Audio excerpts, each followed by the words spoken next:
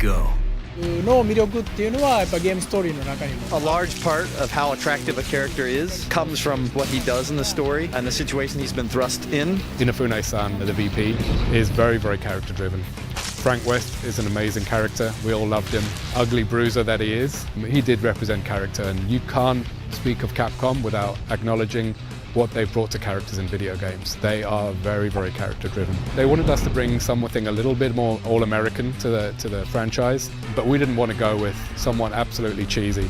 We wanted to go with someone iconic, someone that you can recognize from a single screenshot. Chuck Green slowly evolved over time. You know, like with any character, there's a lot of, both with his visual looks and also his personality, there's a lot of trial and error. And there's about the casting and the animation and all those things work together to create this character. But he's basically an everyday guy caught in an insane situation that he doesn't know how to control. And he has to find out how to get out of it and how to control it. We have concept work we could package in a 100-page book for Chuck. What he started off as and how he's finally ended up.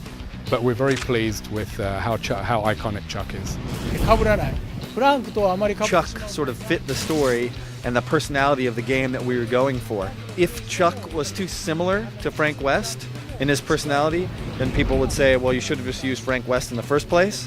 So we also needed to make sure that he had a personality that stood on his own and felt very unique in its own right. Fortune City was always intended to be a secondary character to all of our main characters in our plot line. We wanted something that you as a player could easily digest, but we also wanted something that as you explored the game and discovered more of the plot of the characters in there, you also discovered more about the different levels, flavors, and areas of the city.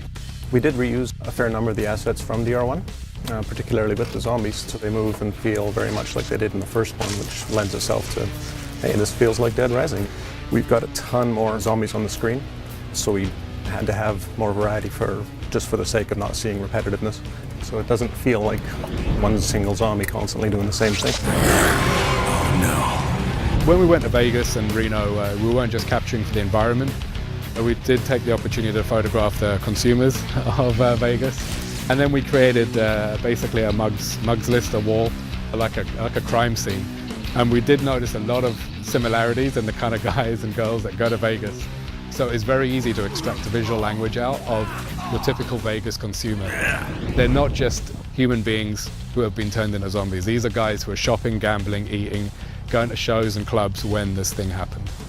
The zombies are always there, they're always in the way, but typically they're in the way while you're trying to progress to deal with human beings. And one of the staples of zombie movies has always been that the real enemy is other people. And you are? You know me.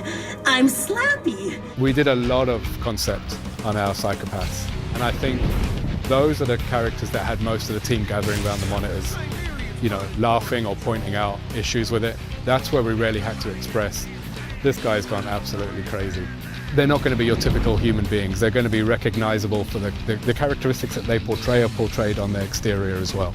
They're incarnate of gluttony or sexual appetite, or just sheer frustration is represented in their concept. And the character team did an amazing job of translating those into 3D. I'm Antoine! I am the king of cuisine!